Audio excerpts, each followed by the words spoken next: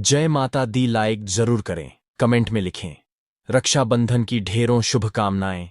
भारत में कुछ सालों में सबसे अधिक ग्रहण पड़ रहे हैं। सूर्य ग्रहण, चंद्र ग्रहण, भद्रा का साया आदि। पिछले 20 सालों में कलयुग का आगमन बड़ी जोरों से हुआ है। देश विदेश में जंग का होना कोई आम बात नहीं है। ऐसे में रक्षाबंधन पर भद्रा का साया कोई मामूली बात नहीं है। आखिर हर बार पिछले कुछ सालों में रक्षाबंधन पर भद्रा का साया क्यों लग रहा है, यह चिंता का विषय है। हो सकता है किसी धर्म में बहन भाई के रिश्तों में ग्रहण लग रहा हो। कई जगह रिश्ता गंदा या अपवित्र हो रहा हो। कुछ भी हो सकता है, इसलिए भद्रा का साया लग जाता है। हो सकता है बहन के यहां भाई जाए तो बहन को पसंद ना हो। यदि बहन भाई के यहां जाए तो भाई को पसंद ना हो। कुछ भी हो सकता है। कई कारणों से भद्रा का साया लगता है, लेकिन बार बार भद्रा का साया घोर अशुभ माना जाता है। ऐसे में भद्रा काल में रक्षाबंधन नहीं मानना चाहिए। कुछ ऐसे मुहूर्त हैं जिसमें रक्षाबंधन मानना चाहिए। तो चलिए जानते हैं। दोस्तों, आज की वीडियो यदि आप देख लोगे, भाई बहन, इस वीडियो को, रक्षाबंधन की इस वीडियो को जरूर देख लेना। नहीं तो आपसे कोई रक्षाबंधन के दौरान कोई अनर्थ ना हो जाए। इसीलिए इस वीडियो को जरूर देख लेना, क्योंकि आज की वीडियो में हम आपको बताएंगे कि भद्रा काल का समय क्या रहने वाला है। रक्षाबंधन के दिन कौन से भी अशुभ संयोग बने हैं जो इस बार बेहद ही खतरनाक और घातक होने वाली है। उस समय भाई की कलाई पर रखी भूल कर भी नहीं बांधनी चाहिए। इसी में हम आपको ये भी बताएंगे कि रक्षाबंधन के दिन हर बहन को अपने भाई को एक खास और गुप्त चीज जरूर खिला देनी चाहिए, जिससे कि भाई के घर परिवार में कोई दुख तकलीफ नहीं रहती। हमेशा ही ऐसी बहन का भाई लाखों और करोड़ों में खेलता है, और ऐसी बहन को भी लाभ प्राप्त होता है, यानी कि माता लक्ष्मी की कृपा प्राप्त होती है। भक्तों, इस बार 2025 में रक्षाबंधन का पर्व सबसे खास और विशेष माना जा रहा है, क्योंकि इस दौरान कुछ ऐसे कार्य है जो कि हर एक माता बहन को जरूर कर लेना है। यानी कि रक्षाबंधन के टाइम कुछ ऐसे 3 काम है जो हर एक भाई बहन को, सबको ये काम जरूर करना। जो भी व्यक्ति ये काम करेगा, दुनिया की कोई ताकत उसे धनवान बनने से नहीं रोक पाएगी। विधाता भी उसके साथ साथ चलेंगे और उसकी हर मनोकामना, इच्छा पूरी होगी। भक्तों, जो भी भक्त भगवान शिव को मानता है, माता लक्ष्मी को मानता है, वो इस वीडियो को एक लाइक जरूर ही कर दे। और जो व्यक्ति इस वीडियो को बीच में छोड़कर जाएगा, उसने अपने जीवन में कभी सफलता हासिल भी नहीं होगी। भक्तों, सभी जानकारी हम आपको बारी बारी से बताते हुए चलेंगे, इसलिए इस वीडियो को सच्चे हृदय से एक लाइक जरूर करें और कमेंट बॉक्स में हरि विष्णु, जय भगवान शिव, जय मां लक्ष्मी, आप जिस भी देवी देवता को मानते हैं उसका नाम जरूर लिखें।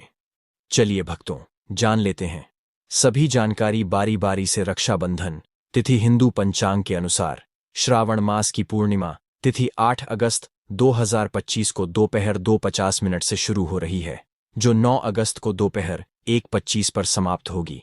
ऐसे में उदया तिथि के हिसाब से रक्षाबंधन का पर्व 9 अगस्त 2025 को मनाया जाएगा। राखी बांधने का शुभ मुहूर्त। इस बार बहनों को राखी बांधने के लिए खूब समय मिलने वाला है।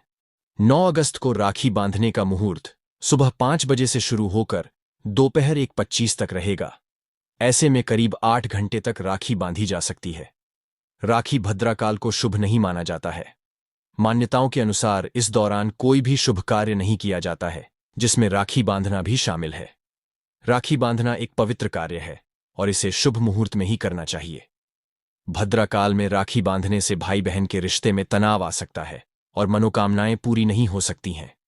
इसलिए रक्षाबंधन का त्योहार मनाते समय भद्राकाल का ध्यान रखना चाहिए और राखी केवल शुभ मुहूर्त में ही बांधनी चाहिए। कौन है भद्रा?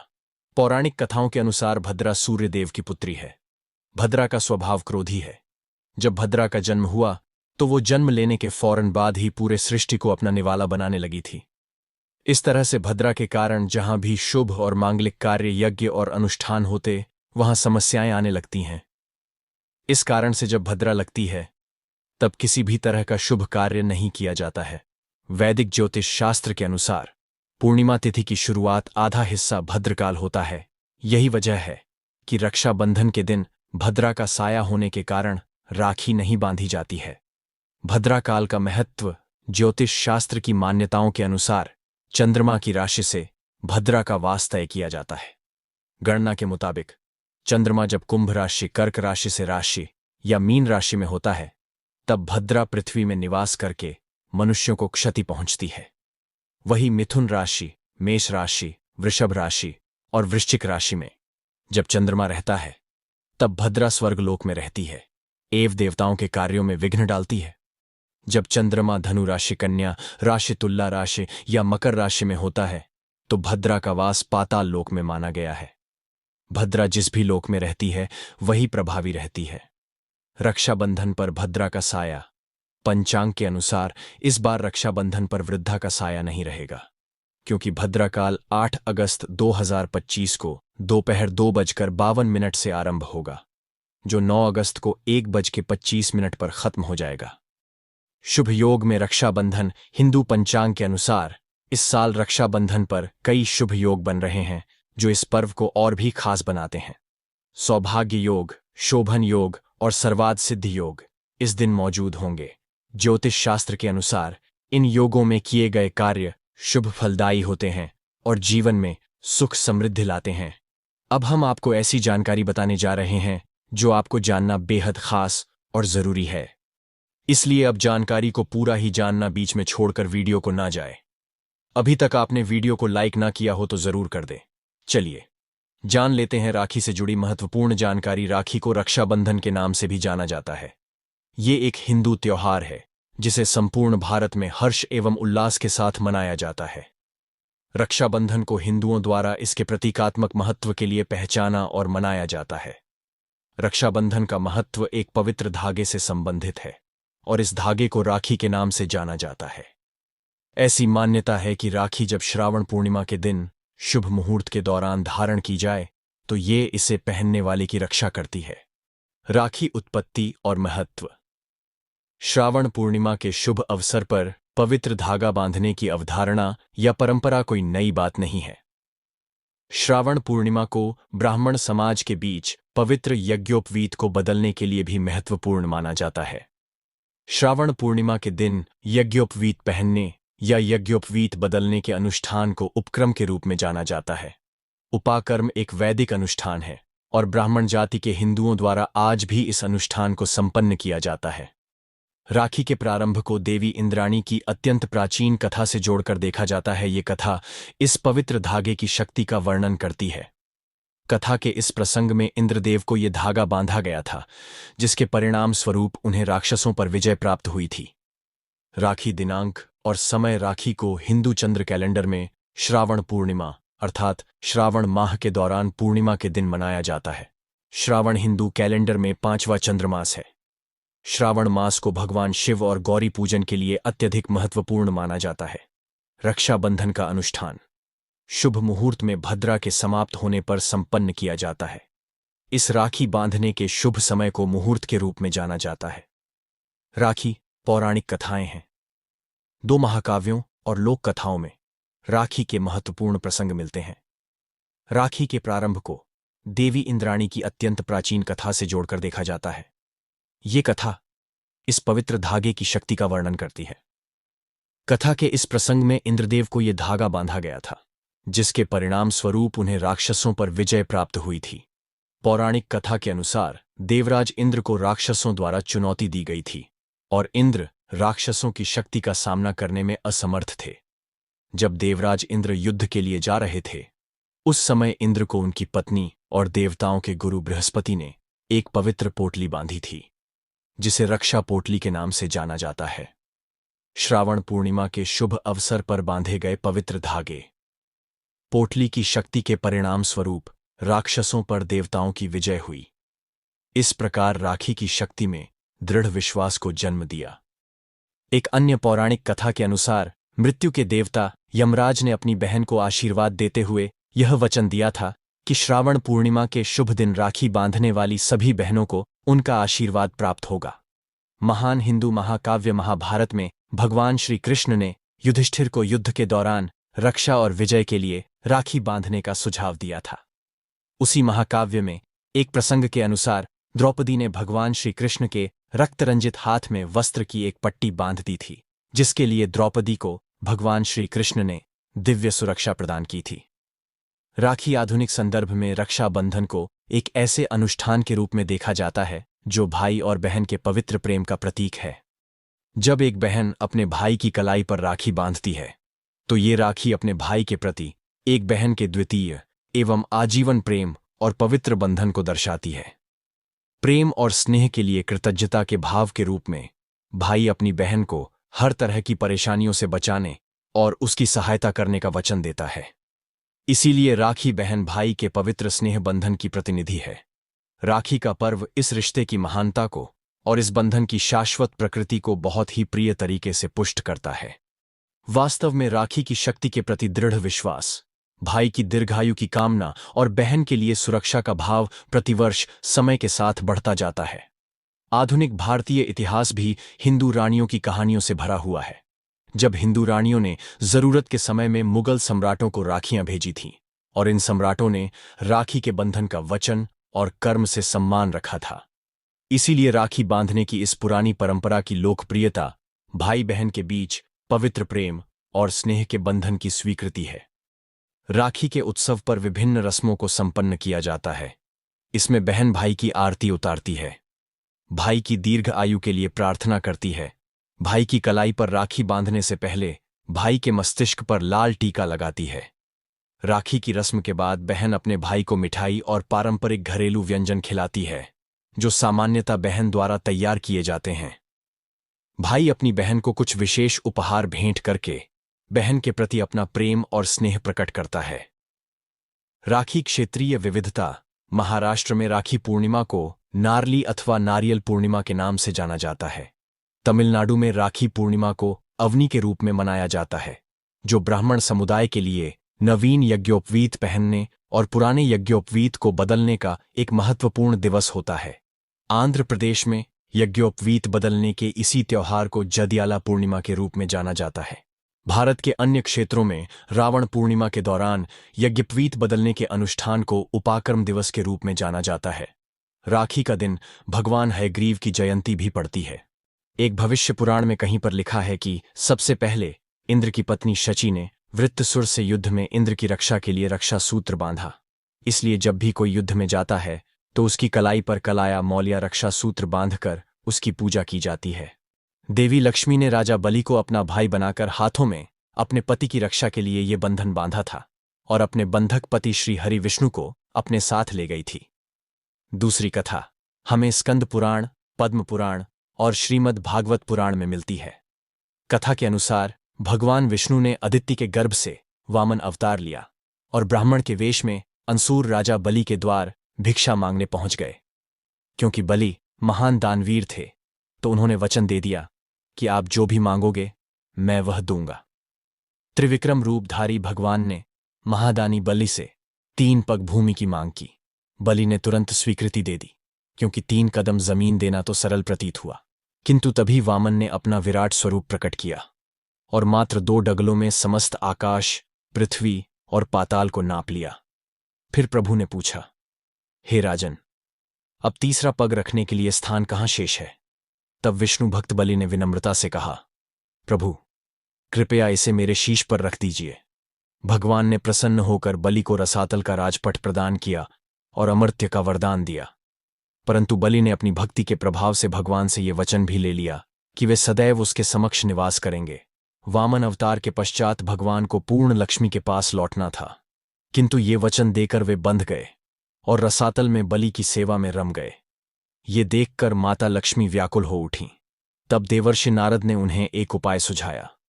लक्ष्मी जी ने बलि को राखी बांधकर उसे अपना भाई बना लिया और फिर भाई से वचन लेकर अपने पति को अपने साथ वापस ले आए। ये घटना श्रावण मास की पूर्णिमा को घटी, जिस कारण तब से ये दिन रक्षाबंधन के रूप में मनाया जाने लगा। एक अन्य प्रसंग के अनुसार राजसूय यज्ञ के दौरान श्री कृष्ण द्वारा शिशुपाल का वध करने पर जब उनकी अंगुली से रक्त बहने लगा तो द्रौपदी ने तत्काल अपनी साड़ी का पल्लू फाड़कर उनकी अंगुली पर बांध दिया। इससे प्रसन्न होकर श्री कृष्ण ने वचन दिया कि वे एक दिन इस उपकार का ऋण अवश्य चुकाएंगे। बाद में द्रौपदी के चीरहरण के समय उसी पुण्य के प्रताप से श्री कृष्ण ने उनकी साड़ी को अनंत तक बढ़ा दिया, जिससे उनकी लाज बच गई। इस घटना के पश्चात बहनों द्वारा भाइयों की कलाई पर रक्षा सूत्र बांधने की प्रथा का प्रारंभ हुआ माना जाता है। उत्तर भारत में श्रावण पूर्णिमा को रक्षाबंधन का त्योहार धूमधाम से मनाया जाता है। वहीं दक्षिण भारत के तटीय क्षेत्रों में इसी दिन नारियल पूर्णिमा का उत्सव होता है, जो विशेष रूप से मछुआरों का पर्व है। वे इस दिन भगवान इंद्र और वरुण की पूजा करके ही मछली पकड़ने का कार्य प्रारंभ करते हैं। पूजा में केले के पत्तों पर नारियल समर्पित किए जाते हैं, इसीलिए इसे नारियल पूर्णिमा कहते हैं। दक्षिण में सभी वर्ग इसे अपने ढंग से मनाते हैं। जनेऊ धारण करने वाले इस दिन नया जनेऊ ग्रहण करते हैं। इस कारण इसे अवनी पूर्णिमा भी कहा जाता है। इसे श्रावणी या आर्षि तर्पण का दिन भी माना जाता है। प्राचीन काल से रक्षा सूत्र के रूप में मौली कलावा बांधने की परंपरा रही है। कलाई के मूल में स्थित 3 रेखाओं मणिबंध को दैहिक, दैविक और भौतिक तपों से मुक्ति दिलाने वाला माना जाता है। इन्हें शिव, विष्णु और ब्रह्मा का प्रतीक कहा गया है। इसी प्रकार इनमें लक्ष्मी, पार्वती और सरस्वती का वास भी मान्य है। रक्षा के मंत्रों के साथ बांधा गया त्रिसूत्र युक्त ये धागा त्रिदेव और त्रिशक्तियों को समर्पित होकर धारण करता की पूर्ण रक्षा करता है। शास्त्रों के अनुसार मौली बांधने से ब्रह्मा, विष्णु, महेश तथा लक्ष्मी, पार्वती, सरस्वती की कृपा प्राप्त होती है। ब्रह्मा की कृपा से यश, विष्णु की कृपा से सुरक्षा और शिव की कृपा से दुर्गुणों का नाश होता है। लक्ष्मी से धन, दुर्गा से शक्ति और सरस्वती से बुद्धि की प्राप्ति होती है। ये मौली किसी देवी देवता के नाम पर भी बांधी जाती है या मन्नत के लिए मंदिरों में धारण की जाती है, जिससे संकटों से रक्षा होती है। रक्षा सूत्र संकल्प का भी प्रतीक है। जैसे बलि ने 3 पग भूमि दान देने से पूर्व जल लेकर संकल्प किया था, इसी प्रकार रक्षाबंधन पर भाई बहन की रक्षा का वचन देता है। मौली बांध कर लिया गया। संकल्प तोड़ना अनुचित और संकटकारी माना जाता है। बंधी हुई राखी या मौली की पवित्रता का ध्यान रखना आवश्यक होता है। शास्त्रों के अनुसार इससे मन में शांति और पवित्रता बनी रहती है, बुरे विचार नहीं आते और गलत मार्ग पर जाने से बचाव होता है। कई बार ये गलत कार्य करने से रोकती है। महाभारत काल में भी इस पर्व का उल्लेख है, जब युधिष्ठिर के पूछने पर भगवान कृष्ण ने उन्हें सभी संकटों से पार पाने के लिए रक्षाबंधन मनाने की सलाह दी थी। रक्षाबंधन पर कुछ विशेष उपाय किए जाते हैं। बहन द्वारा भाई की कलाई पर बांधी गई राखी में आध्यात्मिक शक्ति समाहित होती है। दिन भर भाई के संपर्क में रहने से उसमें सकारात्मक ऊर्जा एकत्र हो जाती है। रात को उतारकर उसे तिजोरी में रखने से धन की रक्षा होती है और व्यापार में असफलता नहीं आती। मुख्य दरवाजे के ऊपरी भाग पर बांधने से नकारात्मक शक्तियां, नजर दोष व बुरी आत्माएं प्रवेश नहीं कर पाती। ऐसा करते समय राखी पर हल्दी कुमकुम से स्वस्तिक बनाएं और ओम रक्षाएं नमः मंत्र का 11 बार जाप करें। ये राखी दिव्य कवच बनकर परिवार की रक्षा करती है। ये उपाय प्रतिवर्ष दोहराएं। इससे आर्थिक सुरक्षा के साथ घर में सुख, शांति व सकारात्मक ऊर्जा बनी रहती है। यदि बहन भाई को राखी के साथ एक नारियल देती है और उसे गंगाजल से धोकर कुमकुम, अक्षत से तिलक करती है, तो वो श्रीफल बन जाता है, जिसमें विष्णु लक्ष्मी का वास माना जाता है। भाई को इसे श्रद्धापूर्वक स्वीकार कर तिजोरी या कार्यस्थल पर रखना चाहिए। ये धन, वृद्धि, रोजगार में सफलता व शत्रु बाधाओं से रक्षा करता है। विशेषकर नौकरी या व्यवसाय में अस्थिरता झेल रहे लोगों के लिए फलदायी होता है। चांदी के वर्ग पर रखकर पूजा स्थान में रखने से घर में दिव्य ऊर्जा का संचार होता है। ये श्रीफल बहन की शुभकामनाएं और देवी कृपा का सजीव स्वरूप होता है। बहन यदि रक्षाबंधन पर चांदी का सिक्का देती है और उस पर हल्दी केसर से स्वस्तिक बनाती है, तो वो सौभाग्य का प्रतीक बन जाता है। भाई को इसे पर्स, दराज या तिजोरी में रखना चाहिए। ये आर्थिक संकटों से बचाता वह धन आगम बढ़ाता है। नया कार्य आरंभ करने से पूर्व इसे छूकर ओम श्री हरिक्ली महालक्ष्य में नम मंत्र बोलें। बहन का दिया ये उपहार दिव्य रक्षा कवच बन जाता है। भाई की कलाई से उतारी गई राखी को फेंकने के बजाय तुलसी के पौधे में बांध देना अत्यंत शुभ माना जाता है। तुलसी लक्ष्मी स्वरूप है और रक्षा सूत्र रक्षा का प्रतीक। इनके मिलन से घर से नकारात्मक ऊर्जा, रोग, वशीकरण व नजर दोष दूर होते हैं।